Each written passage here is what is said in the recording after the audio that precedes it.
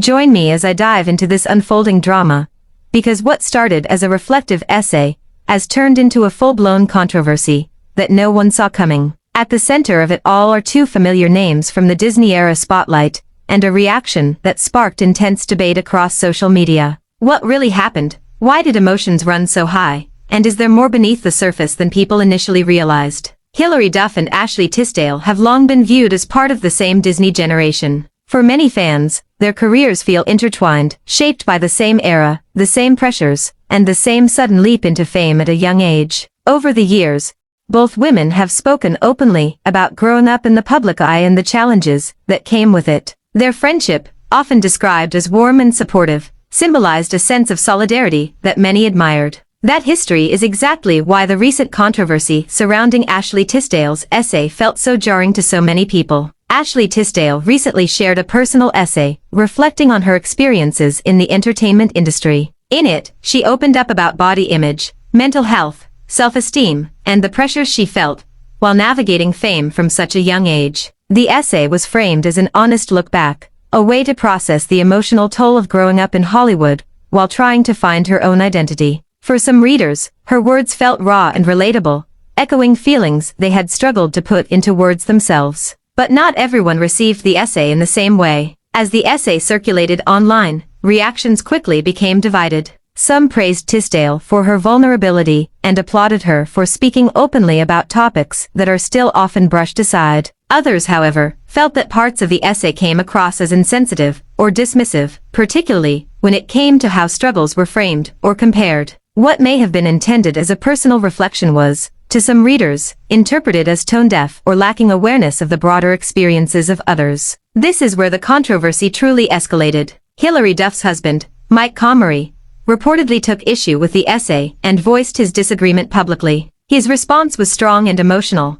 and it immediately caught people's attention. He criticized the essay's tone and messaging, claiming that it minimized or overlooked the very real struggles many people face. His most quoted reaction, calling the essay the most toxic thing he had ever read, spread rapidly across social media and entertainment news platforms. That single statement ignited a firestorm. Fans, critics, and commentators quickly chose sides. Some felt Comrie was justified in calling out what he perceived as harmful messaging. They argued that public figures have a responsibility to be mindful of how their words may affect others, especially when discussing sensitive topics, like mental health and body image. To them, his reaction resonated deeply, reflecting frustrations they had felt, but hadn't articulated themselves. Others, however, felt that the response went too far. Many defended Ashley Tisdale, emphasizing that the essay was about her own lived experience, not a universal statement meant to define anyone else's struggles. They argued that personal storytelling should not be policed to the point where people feel afraid to speak honestly. In their view, the backlash overshadowed the essay's intent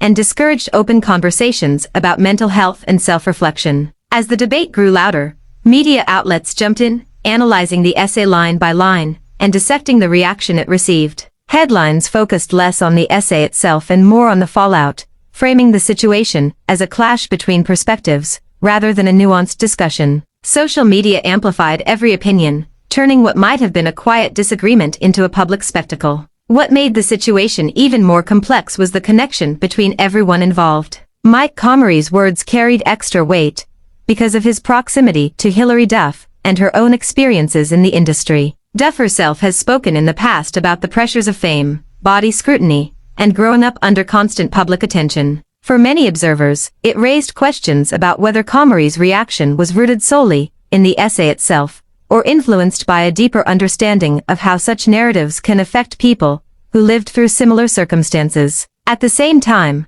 others questioned whether personal connections blurred the line between constructive criticism and emotional response. Was this about protecting a broader conversation, or was it a reaction driven by personal feelings? That question lingered as more people weighed in. The backlash against the essay was swift and intense. Social media platforms filled with posts dissecting Tisdale's words, with some users expressing disappointment and others expressing support. Comrie's comments became a rallying point for those who felt unheard, while critics of his response accused him of misinterpreting or oversimplifying the essay's message. As days passed, it became clear that the controversy wasn't just about one essay or one reaction. It tapped into a larger, ongoing conversation about how people share their stories, how those stories are received, and how public platforms amplify both intention and impact. It highlighted the fine line between speaking one's truth and acknowledging how that truth may land with others. For Ashley Tisdale, the essay was likely a moment of reflection and vulnerability. For Mike Comrie,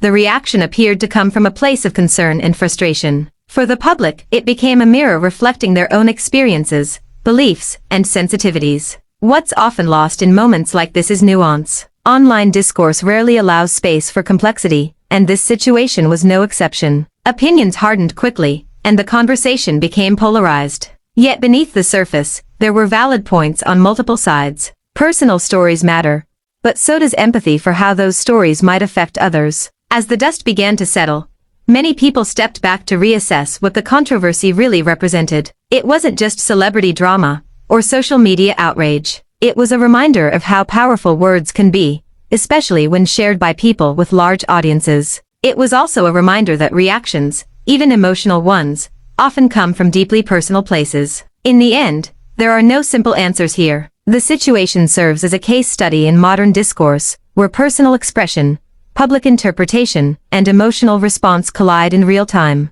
It raises important questions about accountability, intention, and the responsibility that comes with having a platform. As conversations continue and perspectives evolve, one thing is clear: this controversy sparked dialogue far beyond the essay itself. And perhaps that, more than anything, is what will linger long after the headlines fade. If you have thoughts on this situation, share them below. Conversations like this only move forward when different perspectives are heard. And if you're interested in more discussions like this, be sure to stay tuned for more updates and breakdowns. Thanks for the watching and subscribe.